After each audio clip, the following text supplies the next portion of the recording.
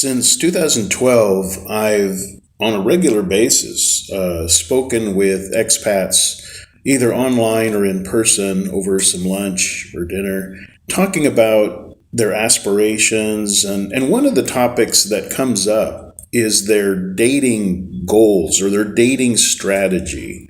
And I'm glad that these guys have a strategy, that they know what they want, what they're looking for, and date accordingly, as I just talked about in a recent video. Now, I want to focus today on one particular conversation I've had repeatedly. And again, it's not to say that dating women from call centers is a bad idea. It's just know what you're getting into. Now, everybody is looking for something specific. Some guys want to date an older woman who's usually retired and has some life experience, mature, no small babies. There's a lot of pros and cons there. Some guys want the traditional Filipina who's more in her 20s, doesn't have any kids. Some guys want a Filipina in her 30s who does have some kids. So everybody's looking for something different. There's no right or wrong. It's just a matter of preference. Now, with some guys, the preference is, as I mentioned, they want to date a woman, a Filipina, when they get to the Philippines, who has a good job, doesn't need their money, is ambitious, is intellectual enough to speak good enough English in order to work in a call center. And for those of you not familiar with call centers, it's basically the person answering the phone on the other end when you dial, say, the 800 help number for your bank or Google, GoDaddy, any company. They outsource all that. It used to be to India a lot, but now a lot of it's in the Philippines.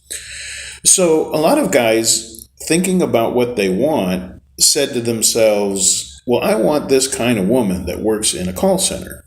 And I'm going to go for 3 weeks. I've been chatting this Filipina. She works at a call center. But here's what you need to consider is in the Philippines, the women that work at the call centers will work 6 days a week. And certain days they may work just a regular 8-hour shift. Other days they may work a 10-hour shift. And their only day off is on Sunday.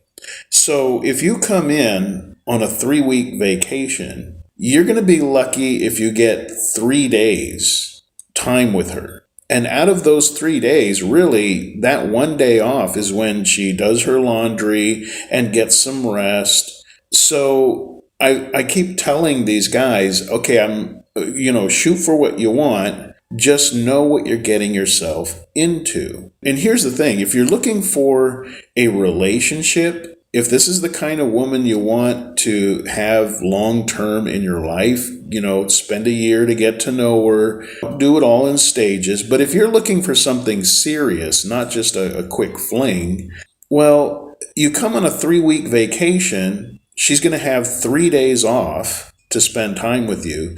Now, yeah, after her shift, you guys can get together for dinner or whatever, but she's going to be pretty exhausted, and you're going to have maybe 4 hours, let's just say, after her work shift to spend time together. The rest of the time, this 3-week vacation, the vast majority of it, you're going to be by yourself. She's going to be at work. You're going to wake up in the morning and she's gone. She's at work. And all morning, all afternoon, most of the early part of the evening, she's still at work.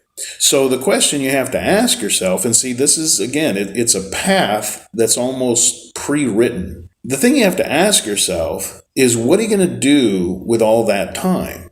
Now, the first thing that comes to mind for most guys is, well, I'm not exactly in a relationship with this call center girl, so really, I'm still free to date. So they figure while she's at work, they'll meet up in the day and afternoon with other Filipinas. Just kind of bring them in for an hour and send them out the door, and that's how they're going to spend their time waiting for the one they're supposedly really interested in to get off of work. Now, Another thing you learn after living in the Philippines is if you're going to play around, they always find out. They always do. They're like super detectives. And it'll be something you didn't even think of.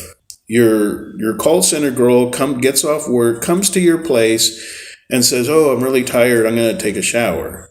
And next thing you know, she's walking out of the shower holding a single strand of hair. Who is this from? Who was here? And then you have girls that come to visit, not the call center girl, but the ones that you're playing around with, and they will purposely either leave hair or a bottle of shampoo or a comb, a brush. They do this stuff on purpose because they know it serves two purposes. Number one, they've got a good excuse to text you later and say, "Oh, I forgot my brush or my hair clip. Can I come back and get it?" And now they get to meet you again. The other purpose is it's kind of like staking their territory. If you do have another girl besides them, in this case, the call center girl, leaving something personal behind is going to cause problems. So if it causes you and the call center girl to break up, well, again, now the other girl, the short-time girl, she can come back again.